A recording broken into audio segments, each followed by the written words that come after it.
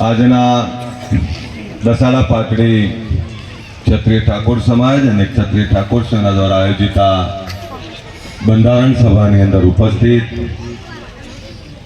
આપણા સાંસદ ચંદુભાઈ, ધારાસભ્ય ધવલસિંહ, આપણી વચ્ચેથી જેને રજા લીધી એવા જ્ઞાનીબેન, ધીરુભાઈ, જયસંગભાઈ, અમરસિંહભાઈ, જગતસિંહ, લાલભાઈ, અમારા ગોગીભાઈ, નાગજીભાઈ અને ઘણા બધા આગેવાનો અહીંયા ઉપસ્થિત છે.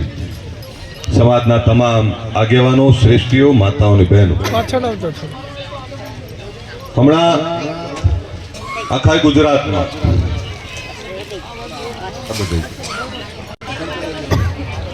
જે રીતે સમાજમાં સુધારા સાથેની વાત ચાલી રહી છે, સમાજમાં બદીઓ દૂર કરવાની વાત ચાલી રહી છે, જે કુરિવાજો, વ્યસનો, આ બધી વાતો હમણાં ઘણી બધી ચાલી રહી છે. બંધારણ સભા જ્યારે મળે એમણે જે વિસ્તારથી વાત કરી કે અમે તમામ જિલ્લા પંચાયત સીટ, તમામ ગામના આગેવાનો, તમામ લોકોને બોલાવી અને સમાજમાં એવા કયા ખર્ચા છે, એવા કયા રિવાજો છે જેના કારણે સામાન્ય લોકો હેરાન થાય છે. હવે આ સમાજનું બંધારણ બનાવવાની જરૂરિયાત કેમ ઊભી થઈ? તો ઘણા બધાને વિચાર આવે કે ભાઈ એવું શું થયું? આ એટલે જરૂરિયાત ઊભી થઈ કે લાંબા સાથે ટૂંકો જાય, મરે નહીં, માદો થાય. વિષય કેવો કે પૈસા વાળા તો કરે, પૈસા વાળાને જે કરવું એ કરે, જેની જોડે પૈસા છે એ બધું કરે. ડોક્ટર, એન્જિનિયર હોય, અધિકારી, કર્મચારી હોય, સારા વેપારી હોય, એટલે એમની જોડે છૂટ હોય તો બધું કરે. પણ પરિસ્થિતિ એક એવી થવા લાગી કે કુરિવાજો, ખોટા ખર્ચાઓના કારણે ઘણા મા બાપ દીકરા દીકરીની ખુશી માટે જમીન ગીરવે મૂકે, જમીન વેચે, દાગીના ગીરવે મૂકે, દાગીના વેચે. એ વેચેની પણ એ વેચીને ખોટા ખર્ચા કરીને દેખાડા કરવા પડતા. ચર્ચા કેવી થાય કે ભાઈ મારા ત્યાં તો હમણાં આટલો બધો ખર્ચો કર્યો, એટલે આપણા છોકરાઓ શું થાય કે હમણાં મા બાપે આટલો બધો ખર્ચો કર્યો, મારા મા બાપ કેમ ના કરે? અને મા બાપને એવું થાય કે દીકરા દીકરીનો પ્રસંગ કરવા એ તો આપણી જવાબદારી છે. એટલે ઘણીવાર દેખાદેખીમાં એવું ચાલુ થયું કે દેખાદેખીમાં લોકો લખલૂટ ખર્ચા કરવા લાગે.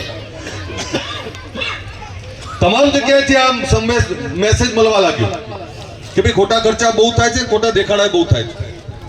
ત્યારે આપણો સમાજ, આપણા સમાજમાં સમાજને કંઈક આપવું હોય તો એ બે ત્રણ બાબતો છે. એ સમાજમાં ખોટા ખર્ચા બંધ થાય, સમાજ એક થાય, સમાજમાં વ્યસન મુક્તિ આવે, બાળકો ભણે. આ બધી જ દિશાઓમાં કામ કરવું પડે. એટલે જ્યારે દિયોદર બેઠક થઈ ત્યારે એ આપને કહું કે 2,10,000 થી વધારે લોકોની સહી લેવામાં આવી કે બીજા બંધારણ બની રહ્યું છે, તમારા જે વિચારો છે એ વિચારો મૂકો અને એ વિચારોના આધારે એક બંધારણ બને. અહીંયા પણ પાટડી દસાડાના આગેવાનોને અભિનંદન પાઠવું કે એમણે પહેલ કરી 91 ગામની લગભગ. આ જે પહેલ કરી છે તમને અત્યારે ખબર નહીં પડે. ઘણીવાર હું ચર્ચા કરતો કાલ કોઈની જોડે કે આપણે મામેરામાં એટલા બધા વાસણ લાવે, લગ્નમાં એટલા બધા વાસણ લાવે. હવે ઘર એક રૂમનું હોય, આ વાસણ મૂકવા ક્યાં? એટલે ઘણીવાર તો વાસણના કોથળા 2-2 વર્ષ 5-5 વર્ષ સુધી ત્યાં પડ્યા હોય. એટલે કે વાસણ પ્રથા બંધ કરીએ, સારી વાત છે. બીજું તમને કહું કે લગ્નમાં એટલા બધા ટોળા લઈને જઈએ એટલે ઘણીવાર તો વેવાઈને ખબર જ ના, વેવાઈને 50 લખાયા હોય. ઘણીવાર આવું થાય. એટલે આમાં હું ઘણી બધી વસ્તુઓ જોતો હતો. મોંઘવારીનો જમાનો હતો, સોનાનો શું ભાવ થયો? 1.5 લાખ ઉપર થઈ ગયો. 2 લાખ ભગવાનને કરી ના થાય, હજુ પહોંચ્યો નહીં. ચાંદી 3-3 લાખ જઈને આવી. પહેલા આપણાને એવું થતું, હા 4 લાખ જઈને આવી, પણ આપણાને એવું થતું કે સોનું નહીં તો ચાંદીનું મંગળસૂત્ર આપશું. આ વાત કોની કરું છું? વાત આપણા લોકોની કરું છું, આપણા સમાજની વાત કરું છું. જેની જોડે છે એને કોઈ ફરક નહીં પડવાનો, પણ જેની જોડે નથી એ દેવા કરીને થોડા લગ્ન કરવાના હોય. હું વારંવાર કહેતો હોઉં છું, ઘણાને એવું થાય મારા છોકરાને એવો પહેણાવો છે કે હાથીની પાલખી ઉપર વરઘોડો કાઢવો.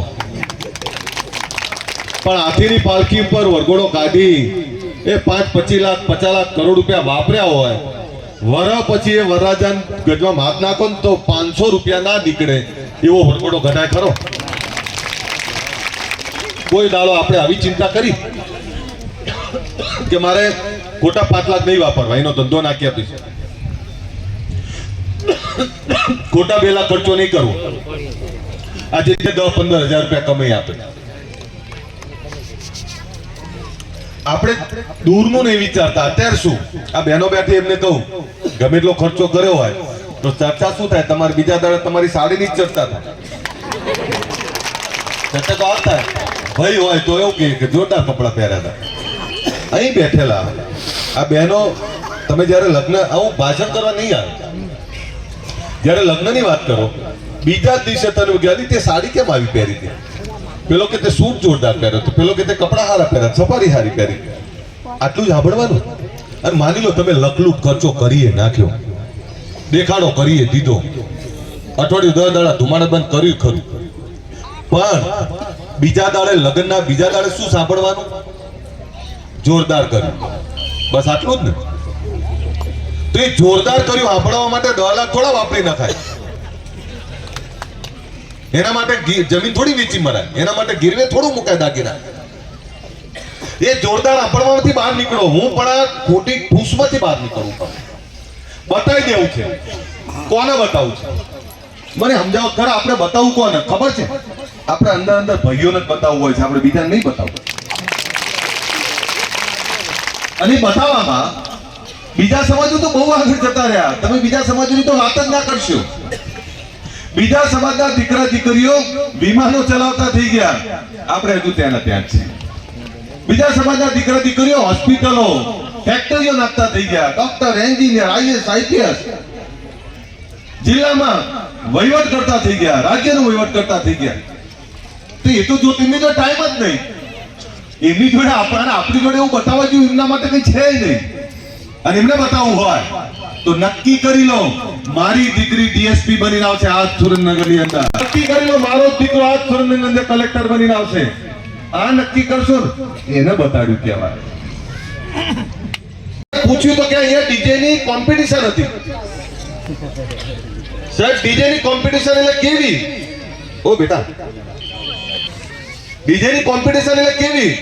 સામ સામે ડીજે માં 5-5 હજાર નું ટોળું હોય અને સામ સામે એકબીજાને બેફામ બોલતા હોય. સાહેબ હમણાં એમાં એક ઝઘડો થયો, હમણાં ખેડામાં મૌધામાં. સાહેબ 10-10 હજાર નું ટોળું અને 2 ડીજે સામ સામે ઝઘડ્યા અને પછી તો વેવૈયો સામ સામે ઝઘડવા લાગ્યા. સાહેબ પોલીસ ફરિયાદો થઈ, એકબીજાને માર્યા, પોલીસ આવીને ભગાડ્યા.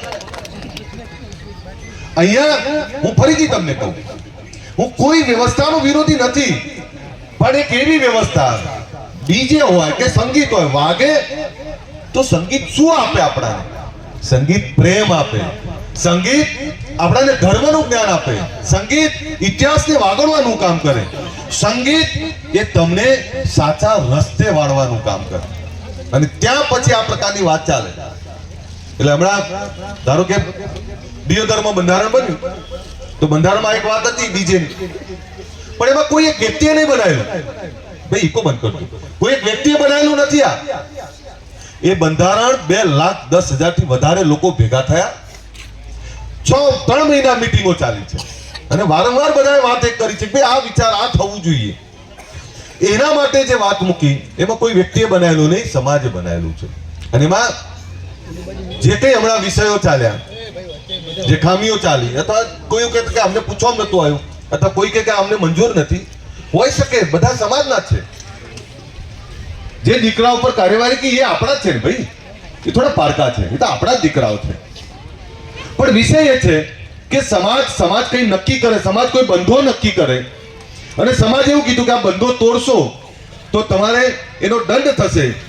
તો એની સામે શું હોય કે ભાઈ હા સમાજે બંધો બનાવ્યો છે, અમારાથી જાણે અજાણે ભૂલ થઈ છે, પણ જાણે અજાણે ભૂલ થઈ છે. સમાજ માય બાપ છે. સમાજે આપણે બધાનું માય બાપ હોય. સમાજ એ સમાજ છે. કોઈ મારા એકલાથી સમાજ ના હોય, તમારા એકલાથી ના હોય, બધા ભેગા થાય એ સમાજ કહેવાય. મારાથી નાની મોટી ભૂલ થઈ છે, સમાજ જે દંડ કરી અમે ભોગવા તૈયાર છીએ. પણ અમે સમાજના જ છે, સમાજના દીકરાઓ છે, આમાંથી હવે આગળ વધવાનું કંઈક કરો તો દરેક વસ્તુનો રસ્તો નીકળે. અને હું ફરીથી તમને કહું કે જે નક્કી થયું એમાં જે કઈ વ્યવસ્થા ઊભી થઈ હોય એમાં બધા ભેગા થઈને રસ્તો નીકળે. કોઈ એક વ્યક્તિ કે બંધારણ બની જાય એવું ના હોય, હું કહું બંધારણ બની જાય એવું ના હોય, એમાં તો બધા ભેગા થઈને કામ કરવું પડે. અને બંધારણનો કડક અમલ એટલે કોઈ કડક કાર્યવાહી નથી, એમાં બધાને સંમત કરવા પડે. આ બંધારણ બનાવો છો, આ બધા તમે અમલ નહીં કરો તો મતલબ શું છે? બધાએ સંમત કરવા પડે અને સંમત થઈ અને બંધારણની અમલવારી થાય તો સમાજનું ભલું થાય. કોઈ પણ નિયમ બને છે તો જેના ભલા માટે બને છે, કે જેના ભલા માટે બને છે એને તો અહેસાસ કરાવવો પડે, એને તો સંમત કરવો પડે. એમ જે કંઈ અત્યારે ચાલી રહ્યું છે એમાં હું એવું માનું છું કે આ જે કંઈ વ્યવસ્થા છે, જે કંઈ ડીજે વાળી વાત ચાલે છે, દીકરાઓ આપણા છે, સમાજ આપણો જ છે, એનો બેસીને રસ્તો નીકળે. પણ હમણાં અહીંયા મેં જોયું કે આમાં એક વાત સારી લખી છે કે સાઉન્ડ સિસ્ટમ ગામમાં ગરબા રાખવા હોય તો રાખી શકાય, પણ એ બેઠું સાઉન્ડ બેસાડી ડીજે નહીં લાવી શકાય. પણ સાઉન્ડ તો હવે જે ગાડીમાં સાઉન્ડ સેટ કરતા હતા એ હવે અહીંયા સેટ કરજો, શું ફરક પડે છે? તમારે તો સાઉન્ડ સિસ્ટમથી જ મતલબ છે. જે ગાડીમાં લઈને ફરતા હતા, જ્યાં માફ કરશો ગીતોનું પસંદગી બહુ ખરાબ હતી, ભલા જે બધા કહેતા હોય ગીત દ્વારિકાના નાથ મારા રાજા રણછોડ છે, એ ગીત ગઈએ ને તો એક એકના હાથ તરત તાળીઓ પડે ને એકમ ગાય જોડે ગાય. જૂના ગીતો હતા, જૂના લગ્નના ગીતો હતા, તો એ ગીતોમાં બાપ અને દીકરીની વેદનાઓ ગાતા ગીતો હતા. જૂના ગીતો ગાતા આ બધા માજી બેઠા છે બધા, એ ગાવા લાગ્યા અંદર એમની. જૂના ગીતો સંસ્કાર આપતા હતા, જૂના ગીતો આપણને દિશા આપતા હતા. એમ જે કલાકાર મિત્રો છે, આપણા દીકરાઓ છે, એમને વિનંતી કરી કે એવા ગીતો બનાવો કે ગુજરાતના લોકમુખે ચર્ચાય, લોકો પણ ચર્ચા કરે કે વાહ ક્યાં વાત છે, ઠાકોરના દીકરાએ ગીત સારું બનાવ્યું. અમને ગર્વ તો લેવું હોય ને. એમ બંધારણ જે બને છે એ બંધારણનો અમલ કરજો, એ બંધારણના અમલ થકી સમાજનો ફાયદો કઈ રીતે થાય એની વાત કરજો. બીજું હમણાં વાલેવડા ગામનો પ્રસંગ જે એમણે કહ્યો, વાલેવડાના કેટલાક યુવાનોએ વ્યસન મુક્તિની વાત કરી, પણ માફ કરશો ગામમાં દારૂ તો વેચાતો હતો, એ આપણા જ લોકો હતા, બીજા તો કોઈ હતા નહીં. ઘણીવાર શું થાય છે, બે વાહન ના બનતું હોય તોય આપણે દાંત કાઢી નાખીએ, પણ તમારો વિચાર જે છે ને એ વિચાર વ્યસન મુક્તિનો છે. વ્યસન મુક્તિ માટે એક વ્યક્તિ લડતો હોય કે હજારો લોકો લડતા હોય, જ્યાં જ્યાં વ્યસન મુક્તિની વાત આવે ત્યાં હું તમારી જોડે છું. સાહેબ, જે લોકો ફરિયાદી હતા એના જ આરોપી બનાયા. જે લોકોએ દારૂબંધી માટે ગામમાં જે યુવાનોએ મહેનત કરી એ સામાન્ય યુવાનો હતા, જેમણે વ્યસન મુક્તિની વાત કરી કે અમારા ગામમાં બહુ થયું, હવે તારી મજૂરી કરીને જે પૈસા લઈને આવે છે એ પૈસાઓ દારૂમાં વેડફે છે ને દીકરાઓની ભવિષ્યની કોઈ ચિંતા નહીં કરતા, પરિવારની ચિંતા નહીં કરતા. એવા દારૂડિયાઓથી મુક્ત કરવું છે અને ગામમાં દારૂબંધી બંધ લાવી દેવી છે સંપૂર્ણ. મને કોઈ આ દારૂ વેચતા ને એમને કહેજો, આ દારૂ વેચતો હોય એ કોઈ દાડો કરોડપતિ થયો, દારૂ વેચતો એની કોઈ આબરૂ જોઈ ગઈ, અને જે દારૂ પીતો હોય ને એ તો ઘરનોય નહીં, ભલે જે કહેતા હોય. અને આપણા સમાજમાં તો શું થયું, હું દારૂ પીતો આવું ને અને હું ગામમાં સમાજમાં એવું કહેવા જઉં પાછો કે જો દારૂ ના પીતા, એટલે પણ પેલા તમે તો બંધ કરો. એક મહારાજ જોડે કેટલાક લોકો ગયા, પેલી ગોળ વાળી વાત ખબર છે ને, એટલે જઈને એવું કીધું કે મારા છોકરો ગોળ બહુ ખાય છે, મારા કંઈક કરો ને, બેચો ઉતાવળ ના કરો. બહાર નીકળે, કુરિવાજોમાંથી બહાર નીકળ્યા માટે પાટડી દસાડા તાલુકાના ક્ષત્રિય ઠાકોર સમાજ દ્વારા એક બંધારણ સભાનું આયોજન કરવામાં આવ્યું. એમાં બંધારણ જે નક્કી કરવામાં આવ્યું છે એમાં કુરિવાજોમાંથી બહાર નીકળવું અને ખોટા દેખાડામાંથી બહાર નીકળવું એ પ્રકારનું બંધારણ, એની શુભકામના આપવા માટે આવ્યો હતો અને સાથે સમાજના દર્શન કરવા માટે આવ્યો હતો. બીજો વિષય હતો કે અહીંયા દારૂબંધી માટે લડતા કેટલાક યુવાનો પર ખોટો કેસ કરવામાં આવેલો, મારવામાં આવેલો, તો એના ન્યાય માટે પણ હું આવેલો અને એના માટે અત્યારે હું એની પણ મેં વાત કરી છે કે પીઆઈ ની બદલી કરવામાં આવે અને જે ખોટો કેસ કર્યો છે એની સામે કાર્યવાહી કરવામાં આવે ને ખોટા કેસમાં કોઈ હેરાન યુવાનોને કરવામાં ના આવે. આ બે પ્રકારની વાતો લઈને આપણે પીઆઈ ની શું રણનીતિ રહે, બદલી થાય જ ને ભાઈ, કેમ ના થાય.